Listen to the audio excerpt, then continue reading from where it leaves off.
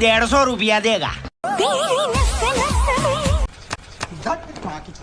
আজকের ঘটনা কি? শুনলাম বাংলাদেশের সানি লিওন মানে সুমাইয়া রেমুন নাকি ডিভোর্স হয়ে গেছে আর এখন কক্সবাজার ঘোরার জন্য নতুন ক্লায়েন্ট খুঁজতেছে। বাজারের বাসে ওইটা লইছি কে বিনিরু জাইরামি করতে করতে মিডিয়াতে ভাইরাল হয়েছিল আর সেই জাইরামি করতে করতেই স্বামীর সংসার ছাড়তে হলো। তুমি অন্য নারীর সঙ্গ দিয়েছো মানে এরপর থেকে আমি তোমাকে চিনি না। ও আপা, তা আপনি ভুলে গেলেন আপনার ওই স্বামী নাকি আপনার ক্যারিয়ার গড়াতে সাহায্য করেছিল। ওই হচ্ছে আমার সুগার ড্যাডি, ওই হচ্ছে আমার একটা ক্যারিয়ার দাঁড় করে দিয়েছে। ওনার হাজবেন্ড ওনার এমন ক্যারিয়ার গড়ে দিয়েছিল কখনো নিজেকে সাকিব খানের 3 নাম্বার বউ আবার কখনো বাংলাদেশের সানি লিওন ভাবতেও লজ্জাবোধ করেনি।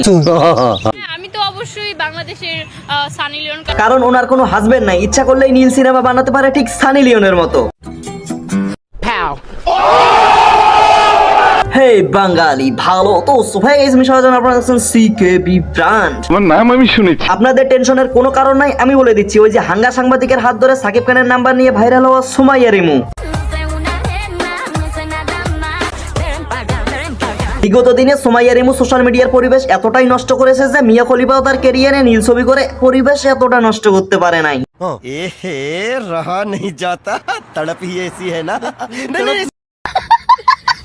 কিন্তু একটা অবাক করা বিষয় হলো এই সুমাইয়া রিমু নীল ছবি না করে শুধুমাত্র জাইরামি করে এখন কোটি টাকার মালিক। কি বলেন? আমি এতটুকু একটা মেয়ে কিভাবে কোটি টাকার মালিক হব? এই মহিলাকে আমরা সোশ্যাল মিডিয়ায় যতটা দেখি এবং জানি সবকিছুর পেছনে স্ক্রিপ্ট রাইটার হলো তার হাজবেন্ড মানিক, যিনি এখন সানি লিওনকে সুমাইয়া রিমুকে হারিয়ে দেবদাস হয়ে গেছে। পাখির যখন চোখ ছিল না চক্ষু দিলাম তাহারে, এখন পাখির চোখ হয়েছে অন্ধ বলে আমার।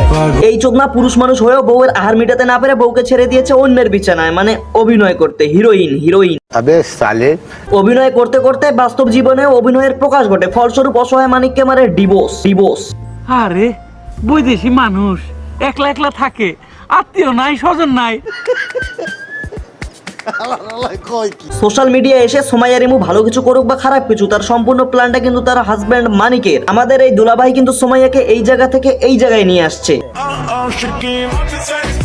এখন রিমু আপাতত দুলাভাইকে ডিভোর্স দিয়ে বারে ডান্স করে ইনকাম করতেছে। হাজবেন্ড থাকা অবস্থায় টিকটকে অর্ধেক জামা কাপড় খুলে ফেলতো, আর এখন তো হাজবেন্ড নাই, না জানি কখন কোথায় কার সাথে কোন ঘরের লিঙ্ক ভাইরাল হয়ে যায়।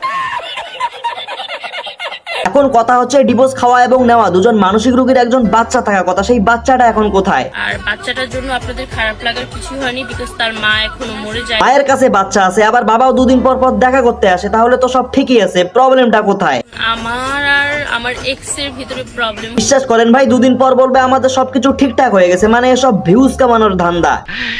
কেসটা তুমি ধরেই ফেলেছো। অনেকদিন যাবত এই মালটাকে কেউ প্রমোশনের জন্য ডাকতেছে না, তাই ডিভোর্সের একটা নাটক সাজিয়ে মোটা অঙ্কের টাকা মারার ধান্দা। আমি সাধারণ মানুষকে একটা কথাই বলতে চাই, আপনার বাড়ির যে বাথরুম আছে সেখানেই গোসল করেন, লোভে পরে সাগরে নামতে আসেন না, পরে দেখবেন ধন সম্পদ সবই হারাইছেন।